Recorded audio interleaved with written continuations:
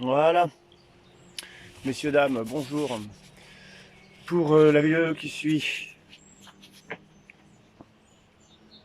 Donc j'avais lancé un thème de discussion, c'était le coup des deux comparses qui sont les meilleurs amis du monde et qui se dépeignent comme des ennemis pour pouvoir arnaquer une troisième personne qui vont attirer dans un piège une mise en scène dans le but d'assassiner quand même. Et ce schéma-là, on va le garder, pas sur cette vidéo-ci, mais sur la suivante. Ça va donner accès à d'autres raisonnements que parfois beaucoup de gens ont, parfois personne n'a eu, enfin très peu de gens. Donc voilà, donc c'était une bonne idée. Hier, j'ai passé pas mal de temps à cogiter alors que j'arrivais pas à dormir sur cette histoire de comédie à deux, on va dire, comédie à deux ou trois. Et là, j'ai fait ma petite fiche de notes. Je sais pas dans quel sens ça va aller, ça va être bizarre, mais bon voilà. Donc la thématique de cette vidéo-là, c'est l'araignée, un insecte. Faut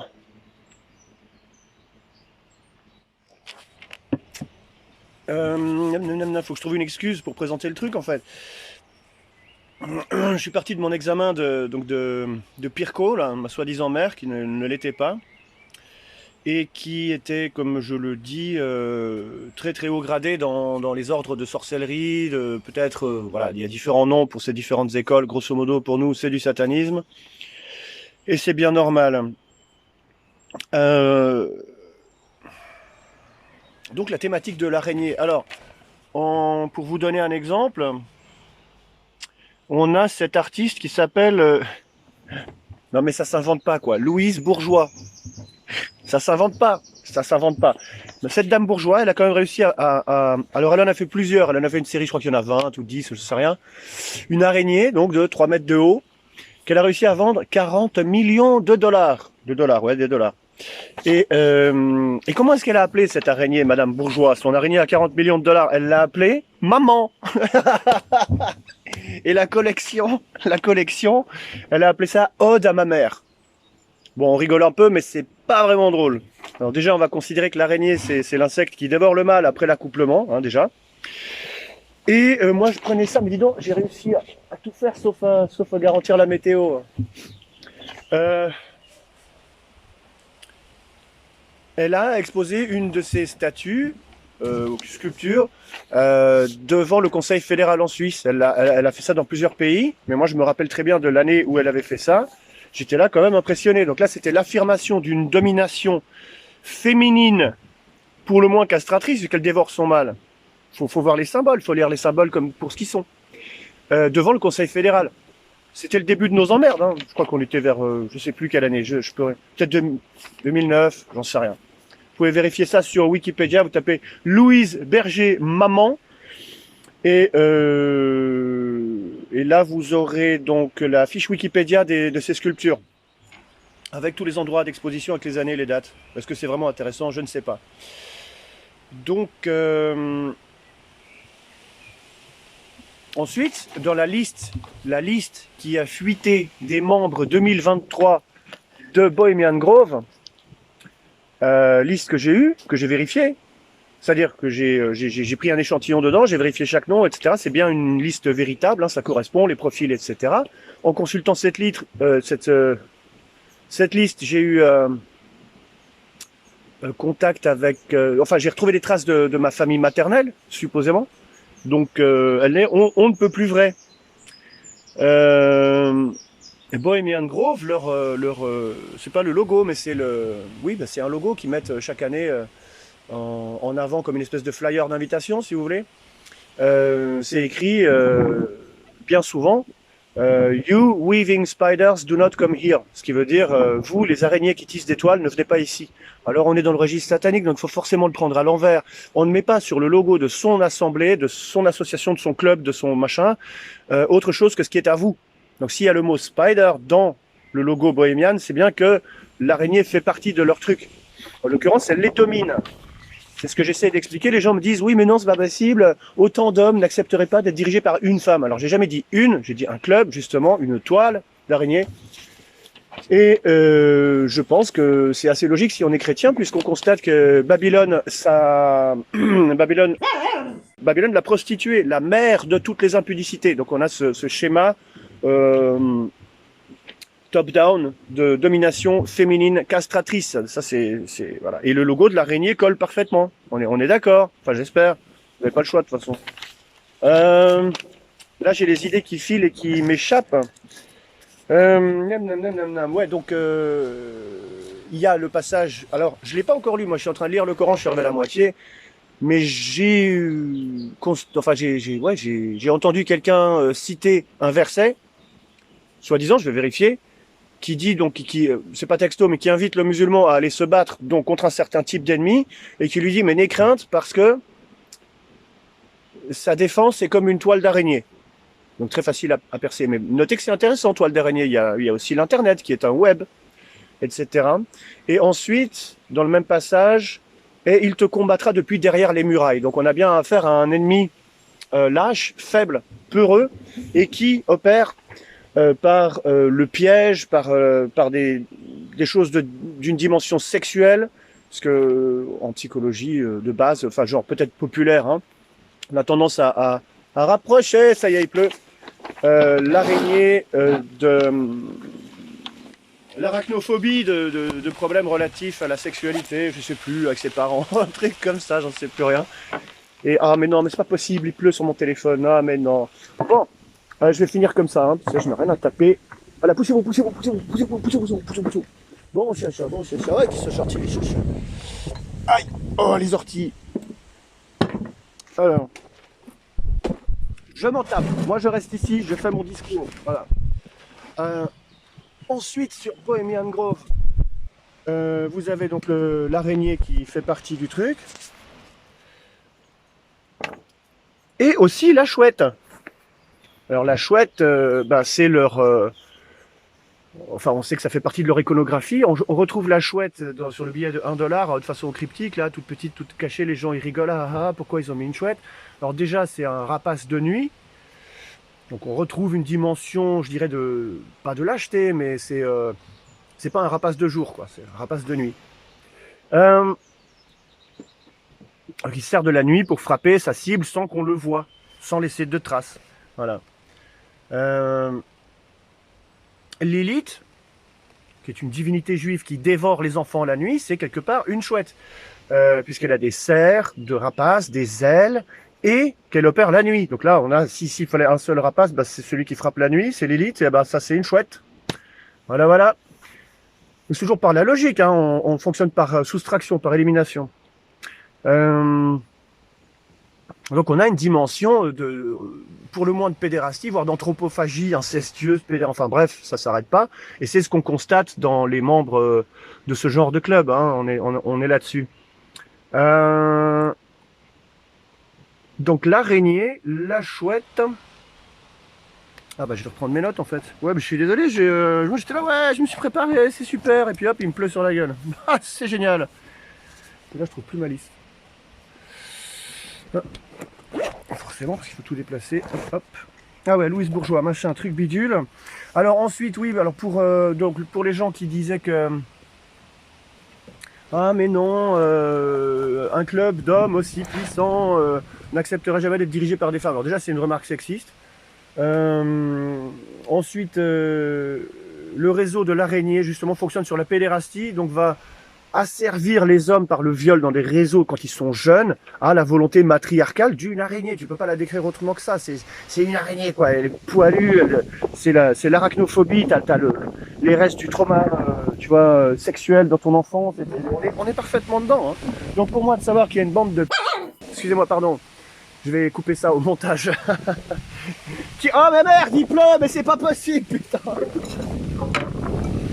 Aïe. On continue, c'est pas grave.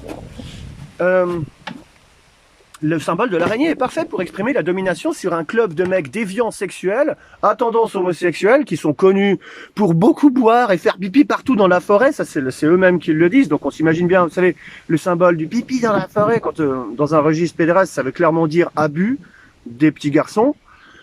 C'est du code, hein, mais subconscient, hein. Même pas subconscient, c'est du code entre eux, ça. Et oui, viens avec nous, on va boire et on va faire pipi dans la forêt. Ça va, non, mais va pipi, c'est tout seul. Excusez-moi, faut que je prenne des notes, parce que ça tourne en boucle, c'est assez compliqué. Pipi, je me prends des rafales de pluie. Ah! C'est mieux que des rafales d'autre chose.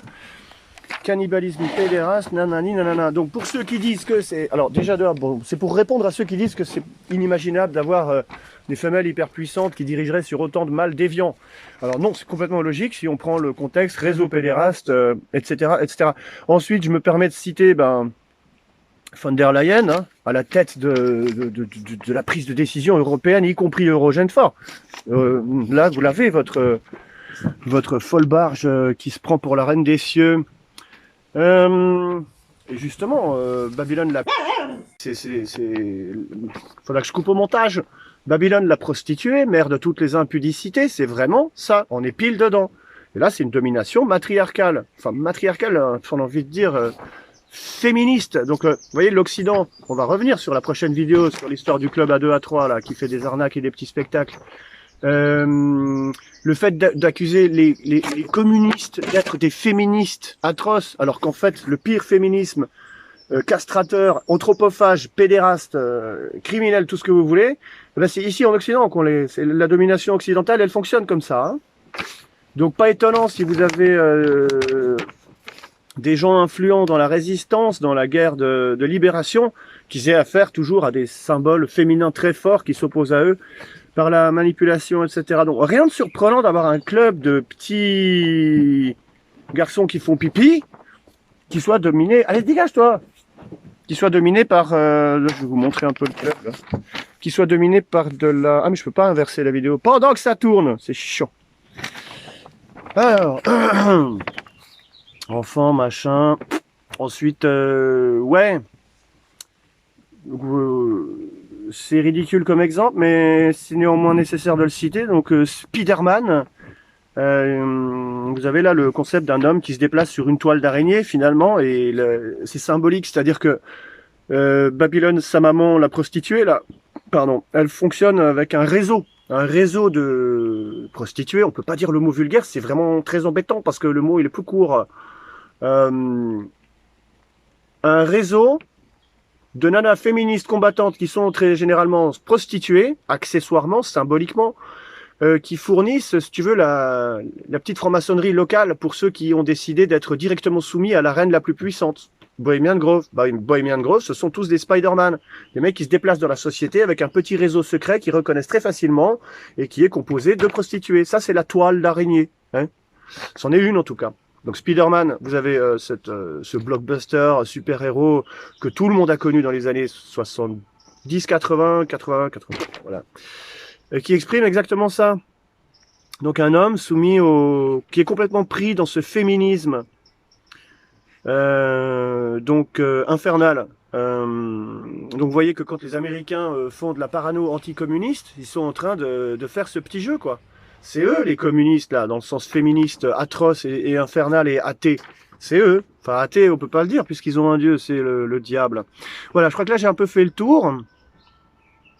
Eurogène fort machin. Tac, tac, le dollar, l'élite. Ah oui, puis alors un autre exemple de symbole, je suis désolé, mais c'est quand même important. Un des principaux réseaux d'exfiltration des nazis après la fin de la guerre, vous aviez donc les rat lines, les lignes de rats du Vatican, il y avait le réseau Odessa, et il s'appelle aussi Dishpine. Alors vous constaterez que Odessa, c'est une clé dans la guerre en Ukraine, hein, c'est qui a la main sur Odessa détient un petit peu de l'avenir, une grande partie de l'avenir de l'Ukraine. Donc le réseau s'appelait Odessa / Dishpine.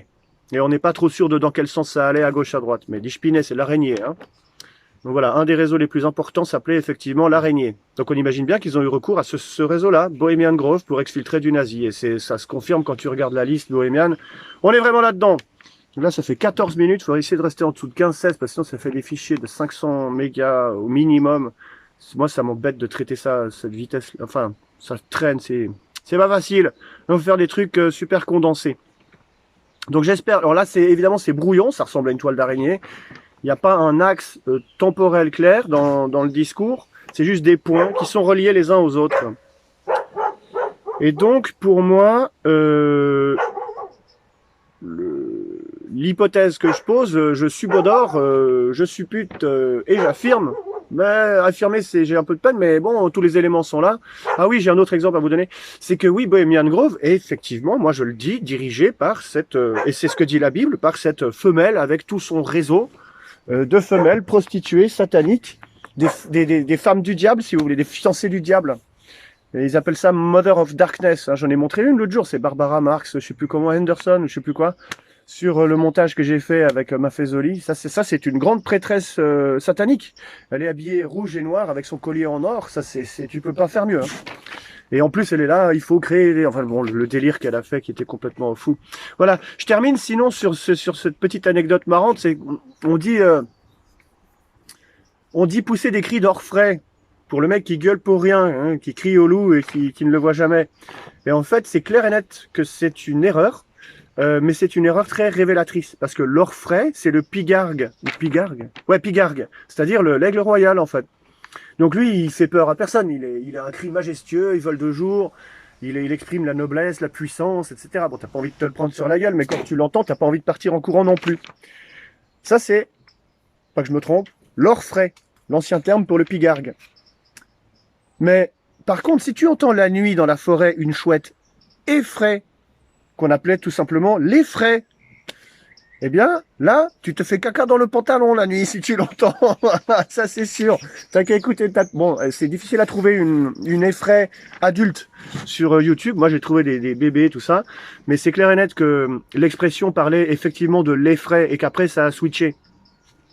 Parce qu'entendre pousser des cris d'effraie, ça terrorise vraiment les gens.